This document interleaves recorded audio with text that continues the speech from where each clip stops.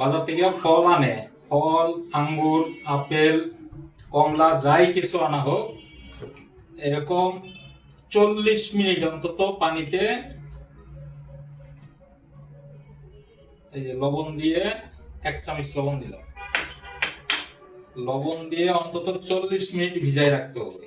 ভিজায় রাখে, এভাবে ভিজায় রাখবেন, ভিজায় রাখে তারপরে 40 মিনিট পর এরকম করে উঠায়ে আবার ভালো পরিষ্কার ঠান্ডা পানি দিয়ে আরো 2-3 বার পরিষ্কার করে নেবেন। তারপরে আপনারা এই ফলগুলা খাওয়ার উপযোগী হয়, নাহলে এখানে যে কেমিক্যাল গুলো দেওয়া হয় সেগুলা চামড়া বেদ করে ভিতরে ঢুকে যায়, এগুলা স্বাস্থ্যের জন্য ভালো না। তো শুধু ফল না, আপনারা শাক সবজি যেটা বাজার থেকে আনেন সেটাও আনে, পানিতে অন্তত আধা ঘন্টা 40 মিনিট ভিজিয়ে রাখবেন, ভিজিয়ে রাখে তারপর খাবেন, তাহলে অবশ্যই স্বাস্থ্যের জন্য উপকারী, কোনো সমস্যা হবে না।